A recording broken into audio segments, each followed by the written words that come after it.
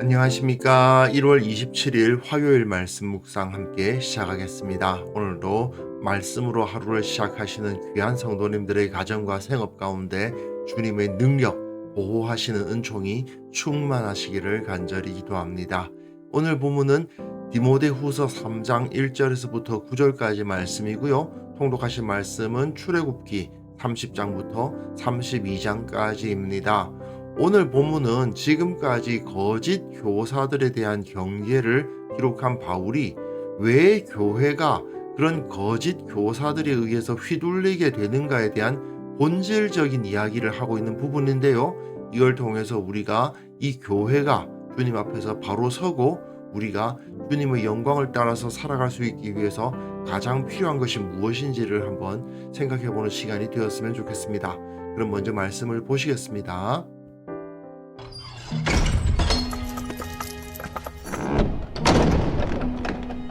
너는 이것을 알라.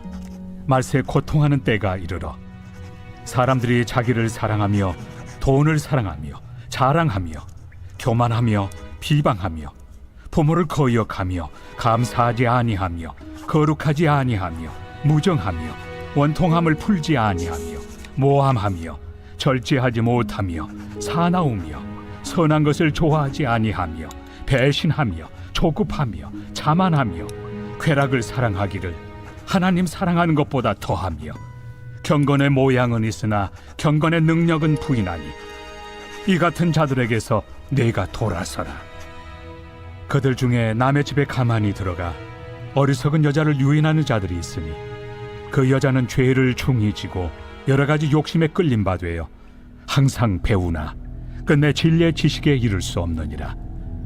얀네와 얀브레가 모세를 대적한 것 같이 그들도 진리를 대적하니 이 사람들은 그 마음이 부패한 자요 믿음에 관하여는 버림받은 자들이라. 그러나 그들이 더 나아가지 못할 것은 저 두 사람이 된 것과 같이 그들의 어리석음이 드러날 것입니다. 바울은 지금까지 디모데에게 어떤 사역자가 되어야 되는지에 대해서 쭉 가르쳐 오지 않았습니까? 그리고 긍정적인 모범, 자기처럼, 오네시보로처럼, 병사처럼, 경기자처럼, 농부처럼, 그리고 궁극적으로 예수님처럼 사역하는 사역자가 되라고 이야기를 한 다음에 저들 거짓 교사들처럼 되어서는 안 된다, 그런 이야기를 했는데요. 그러면 도대체 왜 교회가 이런 거짓 교사들에 의해서 휘둘리는가? 그것은 교회가 세상을 닮아가기 때문이다라는 것을 결론적으로 이야기를 해요. 하나님의 진리 위에 서려고 하지 않고 세상적 진리를 따르려고 하다 보니까 거짓 교사들의 모습을 따르게 되고 그들에 의해서 휘둘리게 되는데 그것 때문에 교회가 큰 피해를 입는다는 겁니다. 그러니까 디모데와 같은 바른 사역자들은 그런 모습을 따라서는 안 된다, 그 얘기를 하는 거죠. 너는 이것을 알라. 말세에 고통하는 때가 이르러 사람들이 자기를 사랑하며 돈을 사랑하며 자랑하며 교만하며 비방하며 부모를 거역하며 감사하지 아니하며 거룩하지 아니하며 무정하며 원통함을 풀지 아니하며 모함하며 절제하지 못하며 사나우며 선한 것을 좋아하지 아니하며 배신하며 조급하며 자만하며 쾌락을 사랑하기를 하나님 사랑하는 것보다 더한다. 이렇게 1절부터 4절까지 세상의 아주 나쁜 모습들을 쭉 열거하고 있습니다. 그리고 이것은 말세에 일어날 일이라고 되어 있는데요. 이것이 이후에 먼 시간이 지난 후에 이런 일이 있을 것이다 라고 말하는 게 아닙니다. 사실 바울은 에베소 교회의 상황을 염두에 두고 있기 때문에 이런 말을 하고 있는 거예요. 예수님의 십자가 승리에 의해서 세상은 말세로 접어들었습니다. 그런데 그럼에도 불구하고 그리스도의 복음이 선포됨에도 불구하고 복음을 반대하며 악을 행하는 세력은 여전히 존재하고 이런 모습들, 자기를 사랑하며부터 시작해서 하나님 사랑하는 것보다 자만하고 쾌락을 더 사랑한다, 이런 이야기를 하고 있는 거죠. 그리고 거짓 교사들은 이런 토양에서 자라나게 되어 있는 겁니다. 이런 토양에서 양분을 받아 자라나는 자들이 바로 거짓 교사들이에요. 그들의 모습은 어떠냐? 경건의 모양은 있으나 경건의 능력은 부인하는 자들입니다. 겉으로 보기에는 굉장히 경건해 보입니다. 나름대로 하나님을 잘 섬기는 사람처럼 보이는 그럴듯한 모습을 보이고는 있지만 능력이 나타나지 않아요. 하나님의 은혜와는 전혀 관계없는 것을 추구하면서 위에서 자기를 사랑하고 돈을 사랑하고 자랑하고 교만하고 비방하고 부모를 거역하고 감사하지 않고 거룩하지 않는 이런 모습들이 그들의 가르침에서 다 나타나는 거예요. 근데 이렇게 거짓 교사들이 지도자의 자리에 앉은 교회에서는 감사나 기쁨이나 사랑이나 평안이 있는 게 아니고 경쟁과 갈등과 분노와 두려움과 불안이 나타날 수밖에 없습니다. 그렇기 때문에 깨어있는 성도들은 이러한 자들에게서 돌아서야 되는 거예요. 바울이 말하는 이 세상의 모습이 교회 내에서 나타나고 있다고 한다면은 그 교회는 이미 세상에 의해서 점령된 것이나 마찬가지인 거죠. 그러면서 바울은 그들 거짓 교사들의 모습을 그려주고 있는데요.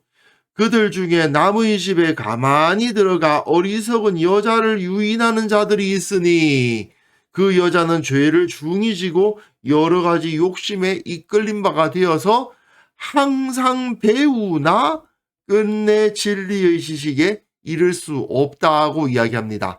남의 집에 가만히 들어간 자들이 바로 거짓 교사들입니다. 근데 이들이 누구를 유인해요? 어리석은 여자를 유인해요. 에베소 교회에서 바로 이런 일이 있었거든요. 에베소 교회에 가만히 들어온 거짓 교사들이 있었고 그들이 사람들을 미혹하고 유인하는데 주로 누가 그 유인에 딸려옵니까? 주로 여인들, 특히 과부들이 끌려갑니다. 그들 과부들이 거짓된 그런 가르침에 이끌린 바가 되어가지고 교회에 분란을 일으키고요. 무엇보다도 그들의 모습은 뭘 항상 배워요. 누구로부터? 거짓 교사들로부터. 뭘 나름대로 성경 공부한다고 해요. 그런데 끝내 진리의 지식에 이르지는 못하는 겁니다. 거짓 교사들이 가르치는 것을 아무리 열심히 공부해 봐야 진리에 이를 수가 없는 거 아니겠습니까? 결국은 오히려 죄를 중히 지고 여러 가지 욕심에 이끌린 바가 되고 마는 거죠. 디모데전서에서 왜 여자들이 앞에 나가서 가르치지 말라고 했던가를 한번 기억해 보세요. 이들 거짓 교사들에 의해서 휘둘렸던 대부분의 사람들이 다들 여인들이었기 때문에 바울이 그런 말을 쓴 거잖아요. 그 사실을 다시 한번 나타내 주면서 앞에서 세상의 악함을 쭉 나열했죠? 이 세상의 악함이 어디서 나타납니까? 교회에서 나타나게 된다. 여러 가지 욕심이 바로 세상의 악한 모습들 아니겠습니까? 그렇기 때문에 참 사역자는 이러한 거짓 교사들의 영향력을 막아내야만 되는 겁니다. 그러면서 다시 바울은 얀네와 얀브레가 모세를 대적한 것 같이 그들도 진리를 대적한다고 되어 있어요. 얀네와 얀브레가 누구냐 하면요. 성경에 기록되어 있는 사람은 아닌데 전승으로 이들의 이름이 내려왔습니다. 바로 모세를 대적했다는 애굽의 술사들의 이름이라고 합니다. 즉 모세가 지팡이를 땅에 던지니까 그 지팡이가 뱀으로 변하는데 나도 할 수 있어 하고 지팡이 던져가지고 뱀으로 변하게 했던 사람들. 모세가 애굽의 물을 다 피로 변하게 하니까 그들도 물로 피를 만드는 것을 행했잖아요. 그걸 말하는 겁니다.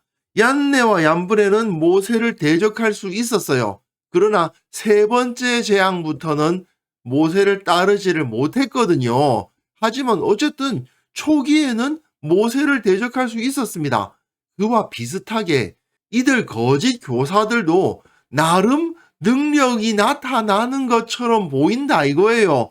모세와 같이 하나님의 능력을 힘입어서 행하는 것이 아니긴 하지만 그래도 나름대로 능력을 나타내기도 하고 나름 그럴듯한 가르침을 주기도 하고 나름 사람들을 깜짝 놀라게 할 만한 능력을 나타내기도 한다 이거죠. 그러나 이 사람들은 그 마음이 부패한 자요 믿음에 관하여는 버림받은 자들이다. 잠깐 무슨 능력이 나타나는 것처럼 보이고 뭐 대단한 사람처럼 보이고 그들을 통해서 어떤 일이 일어나는 것처럼 보일지는 모르나 애굽의 술사들도 제법 술법을 부릴 줄 알았던 것을 기억해라 이겁니다.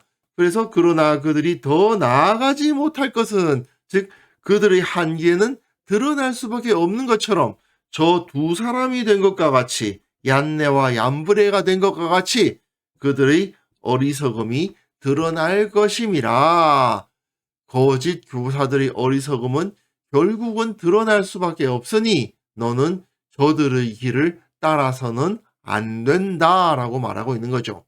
지금 바울은 비록 로마에 갇혀 있기는 하지만 에베소 교회의 상황을 정확히 꿰뚫어 보고 있는 것처럼 보입니다.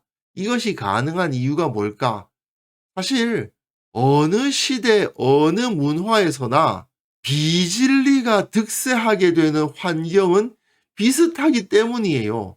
세상에 죄악이 가득해지고 교회 역시 그 영향력 아래 들어가면 마치 독버섯처럼 자라나는 것이 바로 이런 거짓 교사들인 거죠. 한국 교회에도 꽤 이단들 많지 않습니까?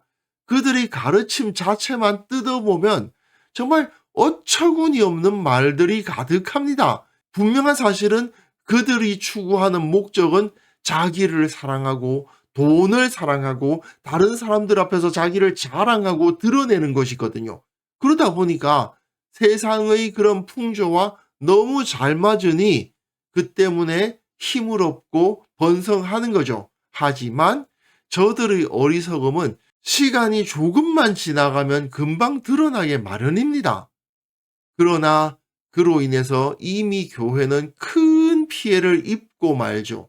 그렇기 때문에 우리는 교회 내에서 이런 세속적인 가치관이 자리 잡지 못하도록 해야 됩니다.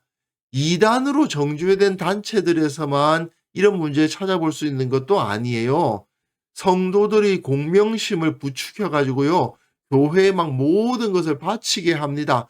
직분 준다 하면서 직분 얻으려면 돈 내라는 식의 교회들이 있습니다. 일상생활을 하지 못할 정도로 시간을 내라 돈을 내라 하는 식의 그런 식으로 헌신하라고 말하는 교회, 그런 식으로 교회에다 모든 것을 다 바치면 교회 내에서 그 사람들은 스타가 되겠죠. 그 교회 사람들로부터 박수 받는 사람이 될 겁니다. 그러면서 그 지도자들은 돈과 명예와 좋은 직장을 하나님의 이름으로 약속하고 있는 거죠. 그 거짓 교사들에게 미혹된 사람들은 교회 내에서 인정받는 것이 뭐가 그렇게 대단한지 모르겠지만 어쨌든 그 교회 내에서 인정받으려고 모든 것을 다 바쳐요. 그리고는 그 교회 내에서 나름대로 그 인정받는 그 자리에 오르기 위해서 항상 배우나 끝내 진리의 지식에 이르지 못하는 그런 상황에 처하고 마는 겁니다. 하지만 거짓 교사들이 자기들의 잘못을 인정합니까? 자기들은 경건한 척, 영혼을 위하는 척, 갖은 위선을 다 떨지 않습니까? 아무리 성경에 기록된 메시지로 그들을 비판하고 바로잡으려고 해도 저들은 끝까지 진리를 대적합니다. 이건 뭐 미국 교회 같은 경우는 정말 많죠. 수천억짜리 집에 살면서 전용기를 가지고 이곳저곳을 날아다니면서 집회하는 목사들, 하나님께서는 여러분들이 부자가 되기를 원하십니다. 하나님께서는 여러분들이 권력을 갖기를 원하십니다. 이따구 소리를 하면서 그게 복음이라고 이야기를 해요. 제가 보기에는 저게 왜 이단이 아닌가 싶은데 그래도 말로는 예수님이 구원자시라고 하니까 이단은 아닌 것 같고 뭐 1.9단 정도 되는 것 같습니다. 그런 거짓된 가르침에 왜 교회가 무너집니까? 교회 내에 세상적 가치관이 들어와 있으니까 그런 거죠. 이런 거짓 가르침은 교회 내에서 박멸되어야 됩니다. 그러기 위해서는 무엇보다도 교회가 이 세속적인 욕심, 가치관을 버리고 그런 마음을 품는 것 자체가 부끄러운 일이라는 사실을 온전히 깨달아야 되겠죠. 우리가 거룩한 가치관을 소유하고 교회가 세상적인 기준과 가치관에 흔들리지 않도록 분명하게 자리를 잡아야만 됩니다. 그래서 이 시간 함께 기도하실 때에는요, 우리가 거짓 가르침에 속지 않을 수 있도록 분별력을 주옵소서. 단호히 거짓을 떠날 수 있게 하옵소서. 우리 교회 모든 성도들이 오직 진리만을 사랑하게 하시고 경건의 능력을 발휘하게 하시고 세속적인 영향력을 끊어버리게 하옵소서. 함께 기도하는 시간 가졌으면 합니다.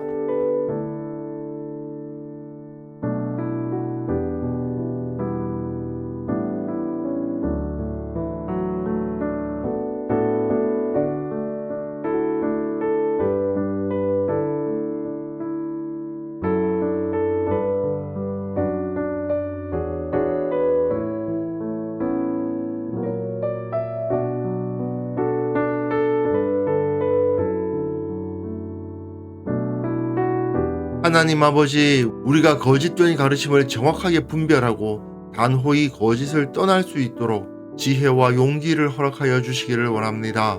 우리 교회 모든 성도들 진리만을 사랑할 수 있도록 도와주시고 경건의 능력이 그 삶 가운데서 나타나게 하시고 세상적인 탐욕이 그 영혼을 틈탈지 못하도록 주께서 지켜 보호하여 주옵소서.